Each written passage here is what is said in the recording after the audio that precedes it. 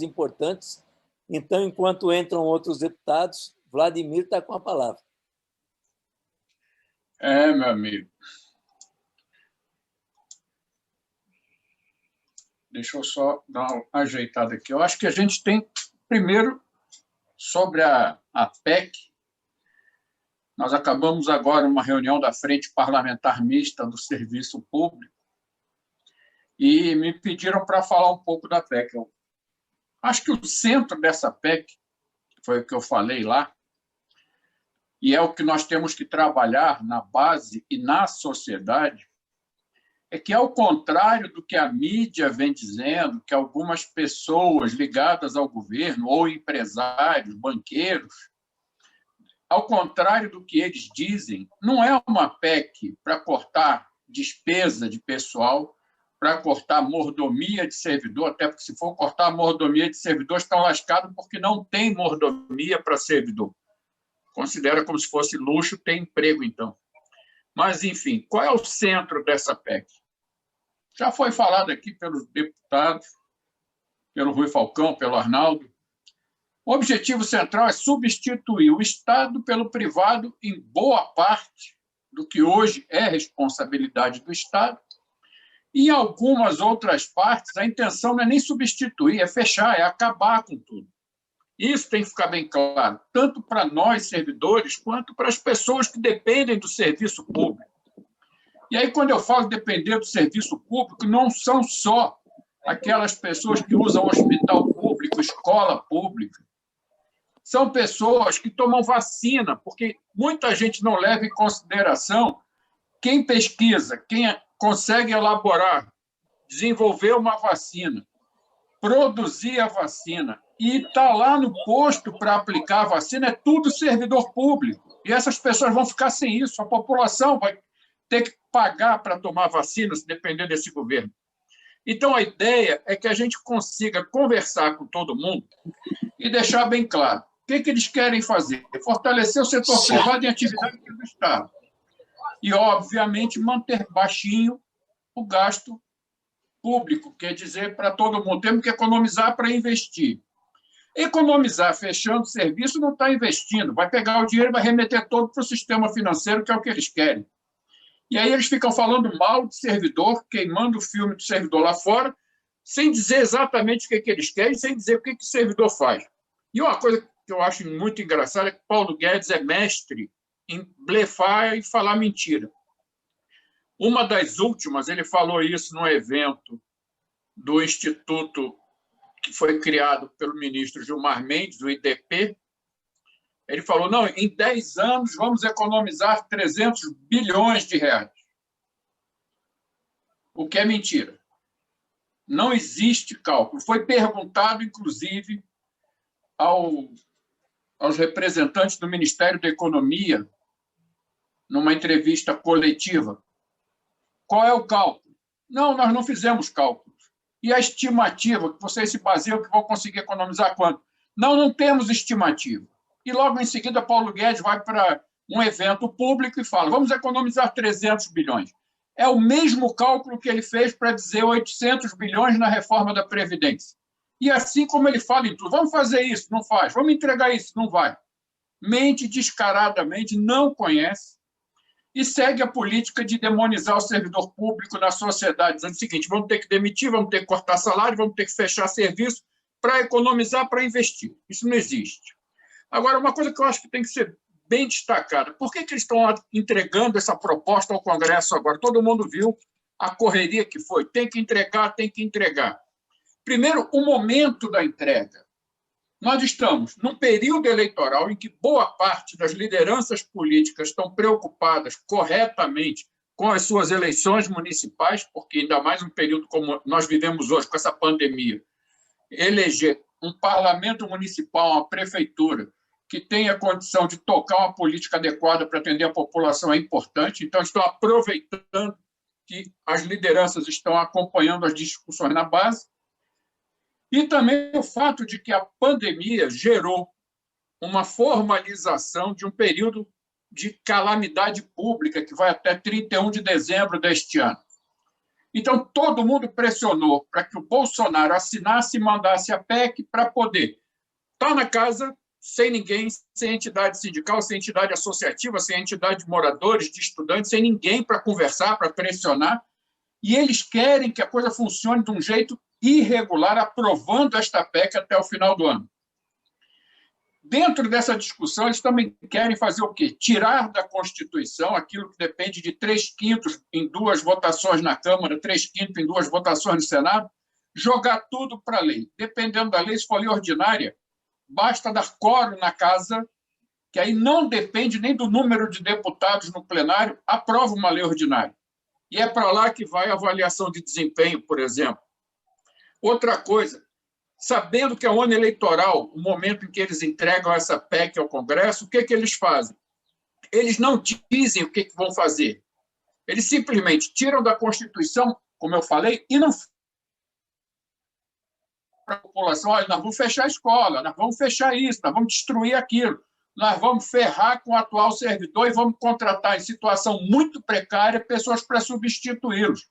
Nada disso é dito publicamente. Só é dito o seguinte, vamos cortar a mordomia, vamos cortar altos salários, cortar isso e aquilo. E por que essa correria que não passa só pelo período eleitoral, só pela pandemia? Porque a proposta de emenda constitucional não é a reforma administrativa. O que é chamado de reforma administrativa tem 3 partes. A PEC é a primeira.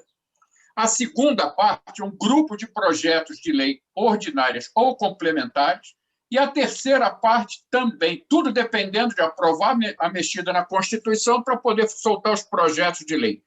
Alguns com certo grau de dificuldade de tramitação. E o que eles estão buscando aí? Aprovar tudo até o fim do mandato. De preferência, esta PEC aprovar na Câmara até o final deste ano, como uma das lideranças que defende a reforma, a senadora Cátia Abreu, costuma dizer, e também eu já ouvi dizer o senador Anastasia a mesma coisa, para no iniciozinho do ano que vem, em fevereiro, já tramitar rapidamente e aprovar no Senado, para que durante o ano de 2001, se possível, aprovem todos os projetos de lei, ordinárias ou complementares. E aí, nos projetos de lei, que vem a coisa mais pesada, desestruturação, privatização e precarização de boa parte dos serviços.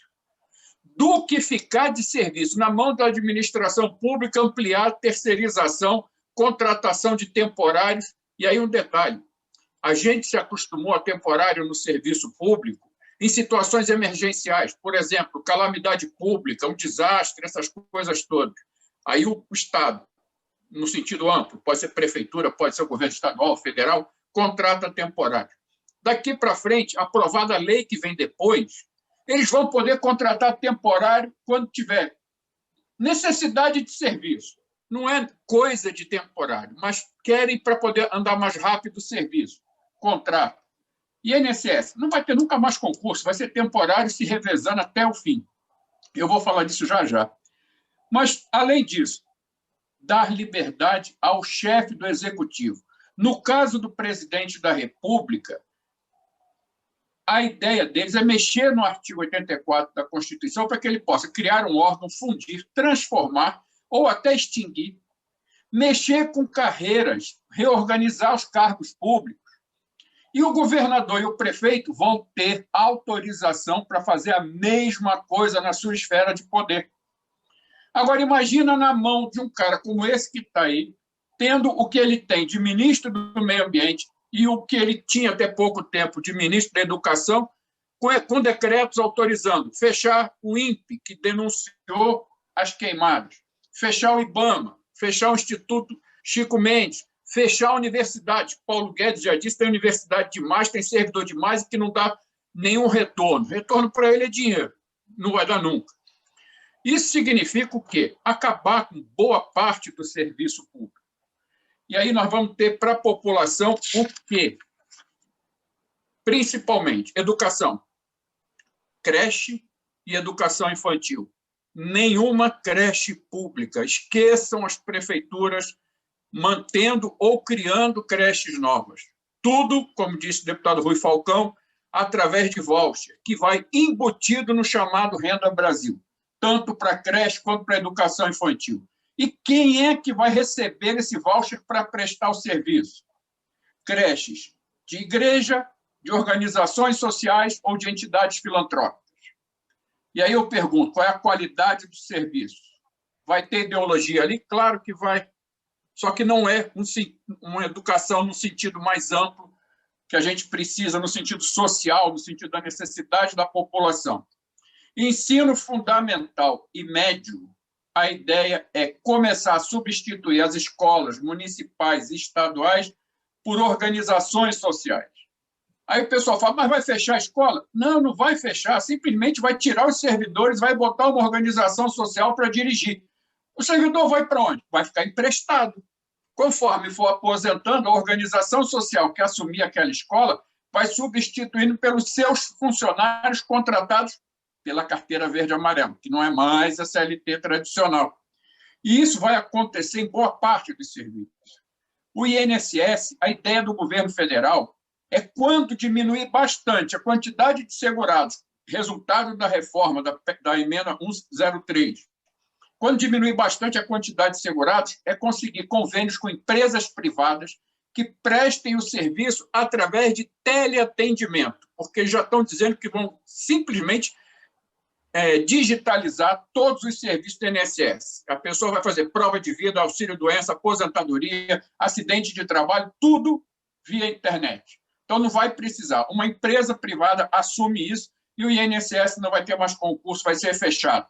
Lembrando, ano que vem, cumpriu a carência, pode apresentar, e Paulo Guedes já disse que vai fazer isso, apresentar a proposta de capitalização privada individual de novo. E, é claro, significa fecha de vez, bota a tampa do caixão da Previdência Pública. Outra coisa que vai ser feita, serviços que hoje são gratuitos. Vai ter ainda alguma escola, algum hospital público? Muito provavelmente vai. Só que tem um detalhe, pago. Modelo chileno. Como funciona hoje no Chile? Você chega numa universidade pública, que vai continuar pública, porque um bom laboratório custa caro e a iniciativa privada não vai querer investir nisso, mas você vai pagar pelo estudo de duas formas. Ou você, de imediato, já vai pagando mensalidade, ou você faz um contrato, estuda durante o curso de graduação todo sem pagar, e no modelo que é o FIES hoje, vai pagar depois de formado. É assim que é no Chile, é assim que eles querem colocar aqui. Simplesmente não terá mais educação gratuita para ninguém. Por isso que eu falo que as entidades de servidores têm que conversar com o usuário do serviço público. Eles vão perder tudo. Nós vamos perder. Além do serviço, vamos perder o emprego. Mas eles vão ficar sem a assistência necessária. Assistência social, já que eu falei em assistência necessária. A assistência social não vai mais ser prestada por órgão público.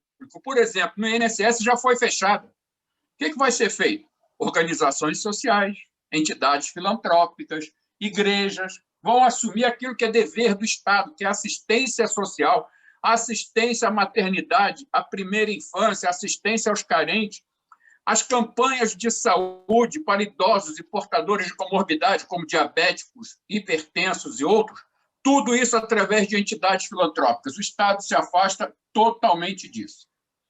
Para os servidores, estabilidade vai ter para um grupo pequeno e, mesmo assim, limitada. O que eu quero dizer? Eles dizem que os atuais servidores não vão ser atingidos. Vão. Primeira coisa, vão ser tratados igual os novos ocupantes de cargos típicos de Estado.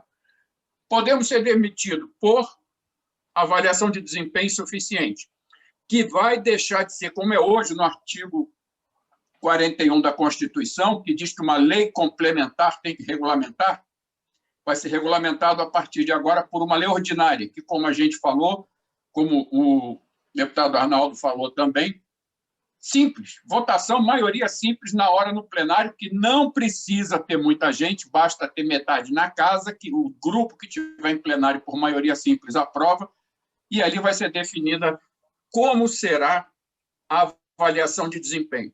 E um detalhe, por que tira da lei complementar? Só para aprovar mais fácil uma lei ordinária? Não. A partir do momento em que é lei complementar, estados e municípios são obrigados a basear a sua lei na lei complementar federal. Não tendo lei complementar, cada município aprova a lei de avaliação de desempenho do jeito que quiser, cada estado aprova do jeito que quiser, imaginando aí o que vai ter nas assembleias legislativas e câmaras municipais. Outra coisa, podemos ser demitidos por decisão judicial. Até hoje, vale decisão judicial transitada em julgado. Não mais vai ter isso. Basta um colegiado do judiciário aprovar, você está demitido. Ah, mas se até o final da tramitação for transitado em julgado e eu conseguir reverter, você volta. Mas já ficou um tempo lá fora, não recebeu nada, não tem direito a nada, sem contar que aquilo ali também não conta tempo para a sua aposentadoria. Isso, fora os temporários, que eu já falei, e as lideranças de assessoramento, na verdade, não são lideranças de assessoramento coisa nenhuma. É o fim dos atuais cargos de chefia de média e baixa complexidade. Chefe de serviço, chefe de divisão, desaparece, tudo indicação política. Os atuais servidores vão conviver com essas pessoas sendo seus chefes. E aí, o que acontece? Concurso. Para as carreiras atuais não vai existir mais. Então, vai ser para as novas. Que concurso que vai ter? Que direitos vão ter essas pessoas? Nenhum direito. Inclusive, está se discutindo se vai ter ou não alguma coisa que substitua o FGTS caso o novo servidor que não tem estabilidade seja demitido. Porque quando foi perguntado a um dos assessores do Guedes critérios de demissão desses que não têm estabilidade, ele falou os mesmos de quem tem estabilidade, mas uma série de outros que podem ser aprovados na lei que vem depois da PEC. Cito um exemplo. Ele falou obsolescência do cargo. O que é isso? O cargo é antigo, ficou obsoleto? Não. O Estado passou aquele serviço para a iniciativa privada. O cargo está obsoleto, mesmo que tenha sido um cargo novo. Extingue o cargo, demite quem está lá. E aí? Sem contar uma outra coisa, não vai ter mais carreira vinculada a órgão, vai ser tudo um carreirão. E aí o órgão que precisar de servidor, ele não vai fazer contratação, ele vai pegar do outro que tem um pouquinho a mais. E aí vai ter a tal da mobilidade. Servidor hoje está no órgão, amanhã está em outro. Fechando aqui nos atuais. Vai ter maior amplitude. O que eu quero dizer com isso? A distância do piso ao teto vai ser maior do que é hoje. Ah, mas nós já estamos na carreira, não vai entrar ninguém aqui, quem entrar vai entrar na nova. Sim, mas o tempo para você evoluir na carreira, ser promovido ou progredir simplesmente na carreira, vai ser maior em cada interstício. Outra coisa, você só passa de um degrauzinho da tabela para o outro por avaliação de desempenho, porque não existe mais a evolução vegetativa, desaparece. E se você não for bem avaliado, você pode ficar muito tempo num único lugar. Por exemplo, um determinado trecho da tabela você percorreria em 5 anos, você pode percorrer o mesmo trecho em 10 anos. É o servidor atual que vai passar por isso, não é só o novo. Porque, o que ele diz? Não mexo com o atual. Em quê? Estabilidade. Direito adquirido. Isso não é direito adquirido. Reestruturação de carreira não é direito adquirido e já está dito que vem na nova legislação depois da PEC. Outra coisa, a progressão sendo só por mérito e essa dificuldade de evoluir significa que muita gente vai se aposentar sem ter atingido o topo da tabela salarial do seu cargo. O atual servidor. O que mais? Racionalização de cargos. Já está dito que o governo federal vai fazer isso. E como já foi dito aqui, o Góes falou muito bem, o Bolsonaro vai fazer igual em São Paulo, Zema já está se adiantando em Minas Gerais e vai por aí. Rio de Janeiro não está tanto adiantado porque estão brigando entre o miliciano que está no governo e o miliciano que quer ficar no governo, então estão brigando lá, o tiroteio está rolando, mas o miliciano que ficar vai fazer igual também. No caso do Executivo Federal, são 117 carreiras, vão virar 20.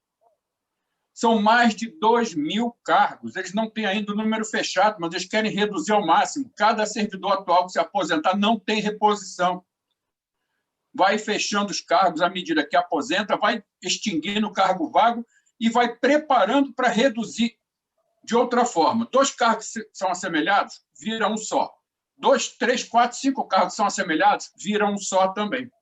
E aí cai todo mundo no carreirão e entra na mesma mobilidade do novo servidor sem estabilidade na nova estrutura.